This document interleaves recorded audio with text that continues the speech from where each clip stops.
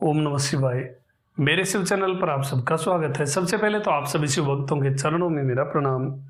भगवान शिव के 64 स्वरूपों में जो छठा स्वरूप है वो है उमा महेश्वर।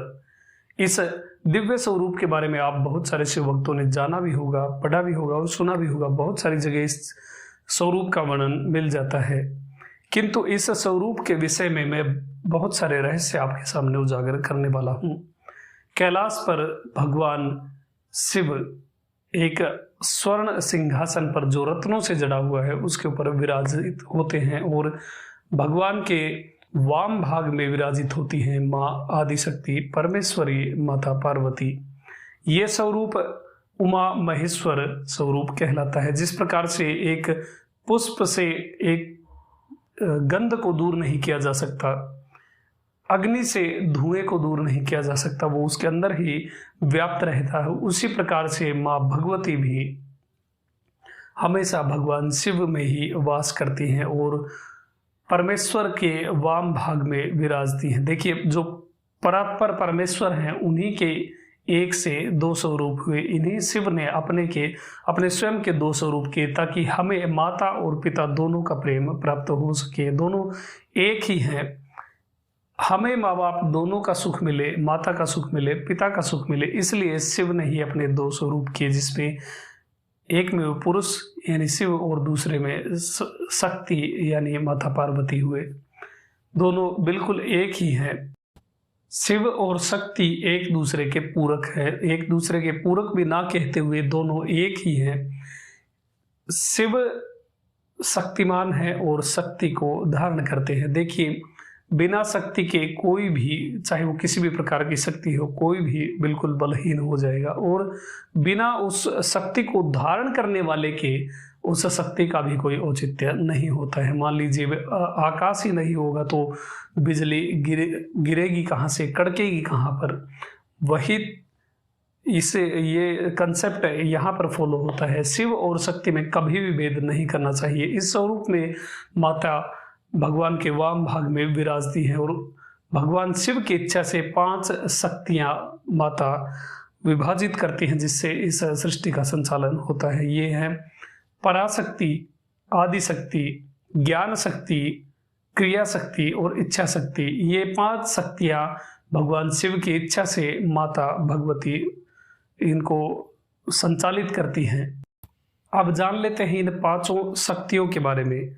जो पराशक्ति है वो भगवान शिव की 1001वीं शक्ति है। जो आदि शक्ति है वो पराशक्ति की 1001वीं शक्ति है। इच्छा शक्ति आदि शक्ति की 1001वीं शक्ति है और जो ज्ञान शक्ति है वो इन इच्छा शक्ति की 1001वीं शक्ति है।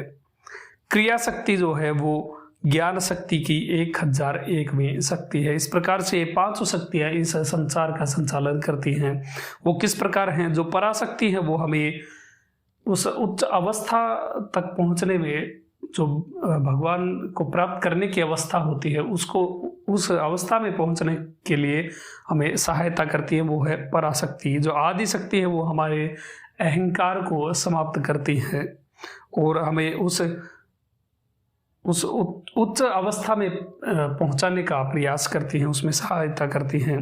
ज्ञान शक्ति है वो हमें ज्ञान प्रदान करती है ताकि हम ज्ञान प्राप्त भी करें और इस संसार में ज्ञान व्याप्त भी करें, ज्ञान का प्रचार प्रसार करें। जो इच्छा शक्ति है वो सृजन का संचालन करती है, वो हमें इतनी शक्ति देती है ताकि हम क्रिएटिव सोच रखें और सृजन की ओर अग्रसर हों, नई नई चीजें और नए ज्ञान मार्ग का सृजन हम करें।